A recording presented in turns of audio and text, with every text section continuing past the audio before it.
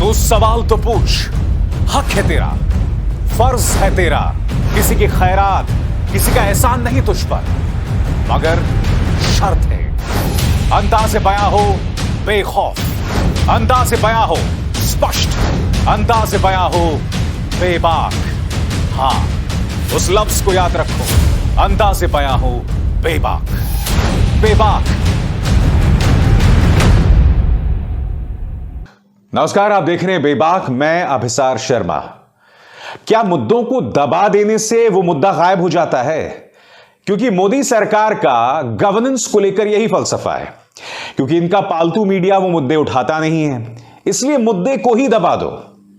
खबर क्या है मैं आपको बतलाना चाहूंगा, मगर उससे पहले मैं आपको यह भी बतलाना चाहूंगा कि आजादी के अमृतोत्सव के मौके पर प्रधानमंत्री नरेंद्र मोदी ने एक वर्चुअल सभा को संबोधित किया और उसी सभा में कुछ मुख्यमंत्री मौजूद थे, जिसमें अशोक गहलोत थे।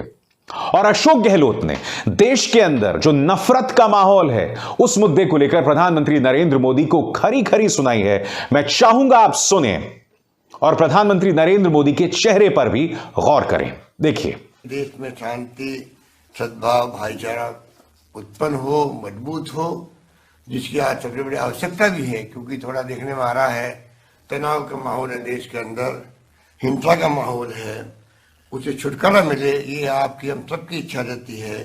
मैं समझता हूँ सत्य अहिंसा के मार्ग पे चल के ही हम समाज को और किसी देश को आगे बढ़ा सकते हैं। जहाँ शांति होगी वहाँ विकास होगा, ये हमारी धारणा हमेशा रही है। इसलिए शांति, सद्भाव, भाईचारा, सत्य, अहिंसा ये हमारे मूल मंत्र है। इसको मजबूत करने का काम मैं समझता हूँ कि प्रजापति ब्रह्म कुमारी ईश्वरीय विश्वविद्यालय का परिवार बहुत अच्छे ढंग से निभा सकता है, ये मेरा विश्वास है।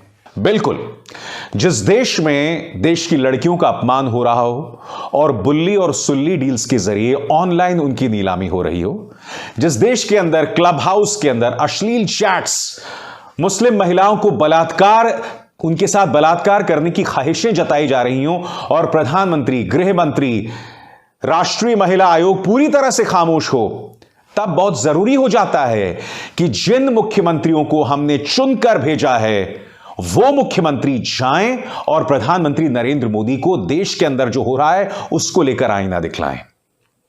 मगर मैं दावे के साथ कह सकता हूं, अशोक गहलोत ने जिस तरह से प्रधानमंत्री नरेंद्र मोदी को देश के अंदर जो नफरत का माहौल पनप रहा है उसको लेकर अधिकतर मीडिया न्यूज चैनल्स जो हैं उसकी चर्चा नहीं करने वाले हैं। मगर मैं पूछना चाहता हूं, अशोक गहलोत तो चलो विपक्ष के हो गए, मगर आपके अपने पार्टी के एक सांसद वो आपको एक आईना दिखा रहे हैं। क्या आप जानते हैं चीन की सेना ने हमारे 17 साल के एक जवान को किडनैप कर लिया और वो अपने साथ ले गए। तापिर गाव जो कि भाजपा के सांसद हैं, वो क्या कह रहे हैं पढ़ के सुनाना चाहता हूं।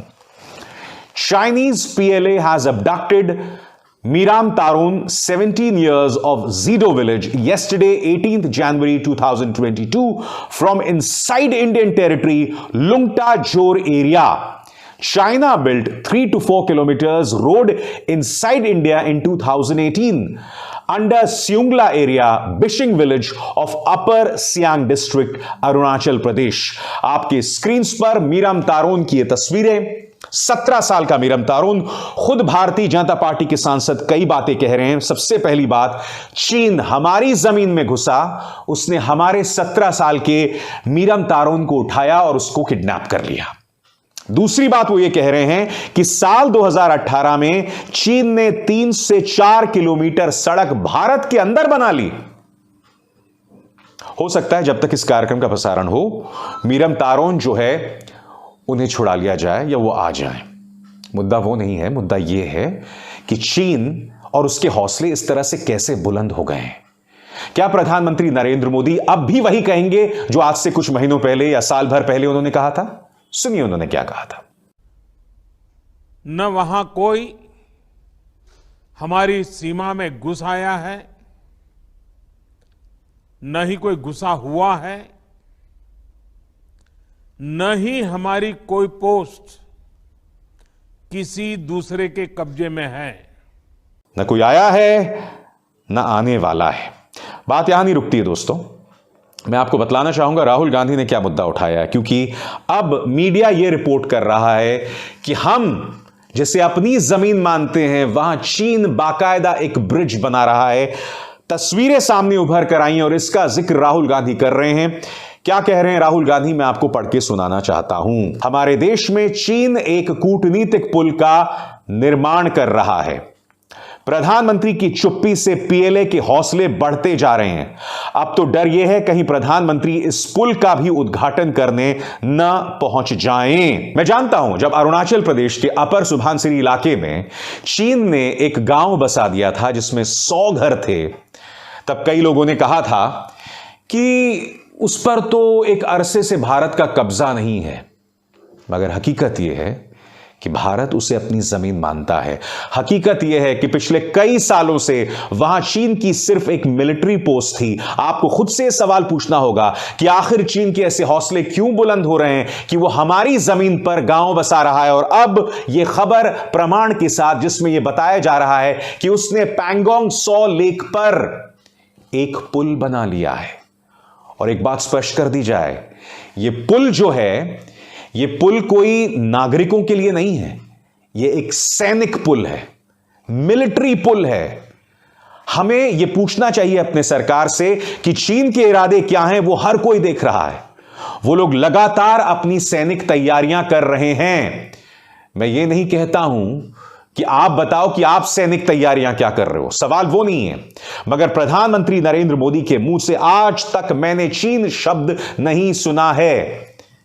आज तक इन मुद्दों पर वो खामोश रहे हैं और मैं देखता हूं कि जो मुद्दे उनके लिए असहज हो जाते हैं वो उस पर पूरी तरह से खामोश हो जाते हैं। क्यों, बताइए ना। और सबसे बड़ी बात, हमारे 17 साल के एक जवान को किडनैप करके चाइनीज सेना ले गई, इस पर पूरी तरह से खामोशी है। कोई कुछ नहीं बोल रहा और मुद्दा कोई और नहीं, आपके अपने सांसद उठा रहे हैं भाजपा के।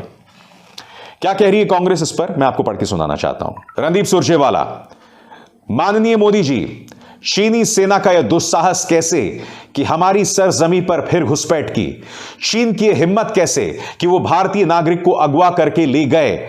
हमारी सरकार चुप्पी क्यों साधे हुए है। आप अपने सांसद की अपील क्यों नहीं सुन रहे हैं। अब यह मत कहिएगा ना कोई आया है ना किसी को उठाया है। कांग्रेस दोस्तों लगातार इन दोनों मुद्दों पर सरकार पर हमला बोल रही है। उन्होंने ये जो है तस्वीर जारी की है आपके स्क्रीन पर बाईं तरफ। वो चुप थे, क्यों चुप थे?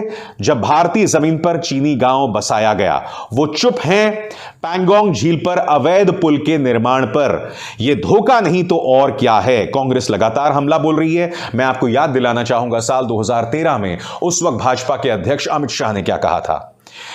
उनका अपना बयान है स्क्रीन पर। जब भी चाइनीज सैनिक चाहते हैं वो आते हैं, हमारी जमीन पर पिकनिक मनाते हैं और हमारी सरकार कुछ नहीं करती। जब मोदी प्रधानमंत्री बन जाएंगे तो पाकिस्तानियों में इतनी हिम्मत नहीं हो पाएगी कि वो सीमा को पार कर सकें। ये किसी और ने नहीं, मौजूदा गृह मंत्री उस वक्त जब बीजेपी के अध्यक्ष थे उन्होंने ये बात कही थी। मैं फिर आपसे पूछना चाहता हूं, आखिर क्या वजह है कि इन तमाम मुद्दों पर खामोशी अख्तियार कर ली जाती है। मैंने कल ही एक कार्यक्रम किया था दावोस के अंदर। आपको याद होगा प्रधानमंत्री नरेंद्र मोदी बोल रहे होते हैं, फिर अचानक कुछ हो जाता है और वो चुप हो जाते हैं। कांग्रेस ने उनका मजाक उड़ाया था, यह कहा था कि उनका टेलीप्रॉम्प्टर फेल हो गया है। यानी कि जिसको देखकर, जिसे पढ़ के प्रधानमंत्री अपना भाषण देते हैं वो होता है टेलीप्रॉम्प्टर।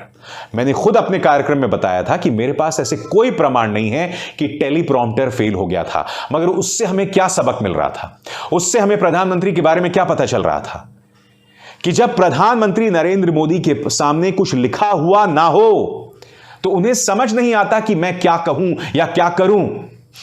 ऐसा क्यों हो रहा है? और ले देखिए दोस्तों, वही मुद्दे बार बार दोहराए जाते हैं। मसलन आज भी उन्होंने वही बेटी बचाओ बेटी पढ़ाओ वाली बात कही।